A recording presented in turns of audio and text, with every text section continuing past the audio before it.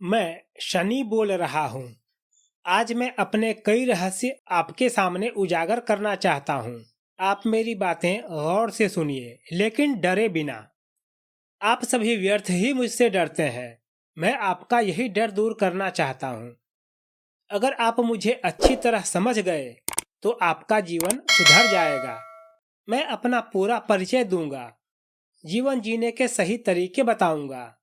अगर अभी कष्ट पा रहे हैं तो इससे उबरने के उपाय भी बताऊंगा। इससे आपका इहलोक और परलोक दोनों सुधर सकते हैं। सबसे पहले तो मैं संक्षेप में अपना परिचय दे दूं। मेरे पिता का नाम सूर्यदेव और मेरी माता का नाम छाया है। मेरा जन्म जेठ महीने के कृष्ण पक्ष में अमावस्या को हुआ था। हम 5 भाई बहन हैं। यमराज मेरे छोटे भाई हैं। तप्ती, भद्रा और यमुना मेरी सगी बहनें हैं। आप सब मुझे शनि या शनिचर के नाम से सबसे ज्यादा जानते हैं, लेकिन मेरे और भी कई नाम हैं। शनैश्चर, सूर्य सुनु, सूर्यज, अर्कपुत्र, नील, भास्करी, असित, छायात्मज, मंद, ये सब मेरे ही नाम हैं। ज्यादातर लोगों को ऐसा लगता है कि मैं सबको नुकसान पहुंचाता फिरता हूं, जबकि ऐसी बात नहीं है। मैं किसी को बिना वजह परेशान नहीं करता। इस रहस्य को आप जरा ठीक से समझ लीजिए।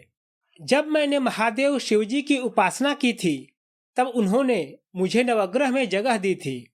महादेव जी ने मुझे दंडनायक ग्रह घोषित किया था।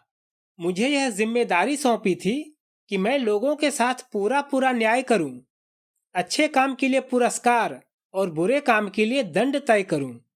यही कारण है कि मैं केवल मनुष्य ही नहीं, बल्कि हर जीव के लिए उनके कर्म के अनुसार दंड का निर्णय करता हूँ। और हाँ, यह भी जान लीजिए कि दंड देते समय मैं एकदम निष्पक्ष निर्णय लेता हूँ। कर्म चाहे इस जन्म का हो या पिछले किसी जन्म का, उसका फल मिलना तो तय ही है। मेरी निष्पक्षता पर संदेह करना कहीं से उचित नहीं। मुझे जो कर्तव्य सौंपा गया है, मैं बस वही पूरा कर रहा हूँ। इसे आप और अच्छे से समझ लीजिए। जैसे कलयुग में भी इंसानों ने अपनी न्याय व्यवस्था बनाई है, आपकी जो न्यायपालिका है उसका क्या काम है? छोटे बड़े हर अपराध के लिए सजा देना। सजा इसलिए दी जाती है जिससे अपराध की प्रवृत्ति पर लगाम लग सके, अपराधियों का मन बदल सके, वह सबक ले और आगे अपना जीवन सुधारे। सजा इसलिए दी जाती है जिससे अपराध का दोहराव न हो और समाज सुंदर बन सके। दंडनायक ग्रह के रूप में मेरा काम भी बहुत कुछ ऐसा ही है। अगर गलती हुई है तो सजा मिलेगी। अगर अपने में सुधार करेंगे तो कष्ट से छुटकारा भी पाएंगे। एक बात और बता दूं, इस सृष्टि में सारे ग्रहों की नियुक्ति इसीलिए हुई है ताकि वे जीवों के कर्म के अनुसार सुख दुख दे सकें। मैं चाहता हूं कि आप मेरी पूरी न्याय व्यवस्था को समझ लें। कलयुग में न्याय के क्षेत्र में काले रंग का क्या स्थान है, आप जानते ही हैं। मेरी वेशभूषा भी काली ही है। मेरे दरबार में कोई छोटा बड़ा या अपना पराया नहीं होता। मेरे दरबार में सब बराबर हैं।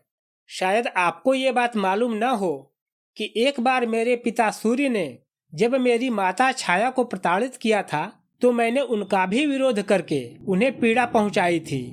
इससे मेरे पिता हमेशा के लिए मुझसे नाराज हो गए, यहाँ तक कि वे मुझसे आज तक शत्रु जैसा व्यवहार करते हैं।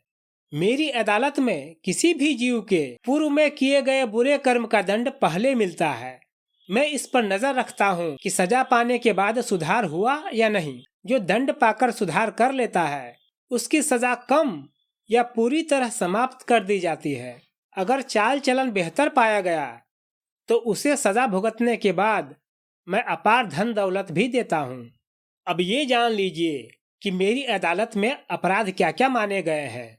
ये है किसी भी तरह का भ्रष्टाचार, झूठी गवाही देना, विकलांगों या भिखारियों का अपमान करना और उन्हें सताना, चोरी, बेईमानी, नशाखोरी, व्यभिचार, धोखे से किसी की धन संपत्ति हड़पना, अपने माता पिता या सेवक का अपमान करना और उन्हें दुख पहुंचाना। चींटी, कुत्ते, कौवे जैसे जीवों को तुच्छ समझकर उन्हें मारना। मेरी अदालत में कम या ज्यादा इन जैसे तमाम अपराधों की सजा मिलती है। मेरे दंड देने का तरीका एकदम अनोखा है, इसे याद रखिए।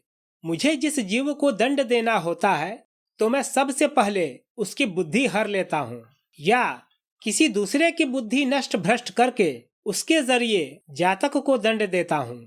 आपने पुराणों में इसके कई किस्से सुने होंगे। राजा हरिश्चंद्र को शनि यानी कि मेरी दशा में ठोकरें खानी पड़ी थी। उनका तो पूरा परिवार ही बिखर गया। उन्हें शमशान में नौकरी भी करनी पड़ी थी। पांडवों का हाल आप जानते ही होंगे। पांडवों पर जब मेरी दशा आई तो मैंने ही द्रौपदी की बुद्धि भ्रष्ट कर दी और उनके मुंह से कड़वे वचन कहलवा दिए। नतीजा ये हुआ कि पांडवों को वनवास के लिए जाना पड़ा। श्री राम और रावण के बीच युद्ध में मैंने रावण को उसके परिजनों समेत नष्ट करवा दिया। इतना विद्वान और बलशाली रावण भी अपने कर्मों के कारण मेरे कोप से बच नहीं सका। जब राजा विक्रमादित्य पर मेरी दशा आई तो उन्हें भी कोल्हू चलाना पड़ गया था। लेकिन जैसा कि मैं पहले कह चुका हूँ, आप मुझसे डरिए मत। अगर डरना ही हो तो बुरे काम करने से बचिए। मैं लोगों को पुरस्कार भी खूब देता हूँ।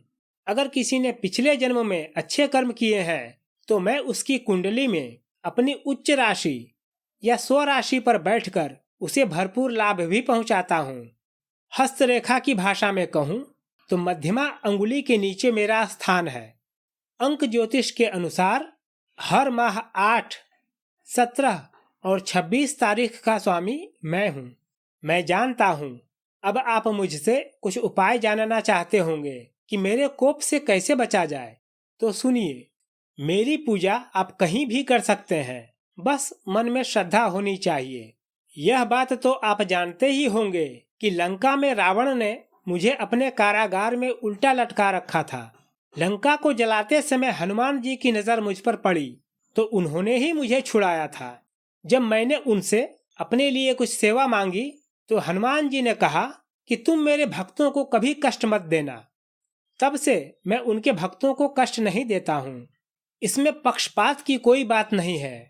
देखिए कैसे जो हनुमान जी के सच्चे भक्त होते हैं वे बुरे काम करने से बचते हैं, सबका भला सोचते हैं, कुछ भूल हो जाने पर तुरंत सुधार कर लेने को आतुर रहते हैं। यही कारण है कि मर्यादा पुरुषोत्तम श्री राम के अनन्य सेवक हनुमान जी के भक्त मुझे भी प्रिय हैं। मेरी सलाह है कि कष्ट की स्थिति में हनुमान जी की उपासना की जाए। यह सबसे अचूक उपाय है। सूर्य उपासना, शनि चालीसा और शनि अष्टक का पाठ करना भी लाभकारी रहेगा। पीपल वृक्ष की पूजा भी कर सकते हैं। और सबसे बड़ी बात, मैंने पहले जो जो अपराध गिनवाए हैं उन सारे अपराधों से बचिए। किसी भी जीव को सताइए नहीं, बुरे कामों से बचिए, अच्छे कामों में लगे रहिए। मेरा आशीर्वाद हमेशा आप सबों के साथ रहेगा। सबका कल्याण हो।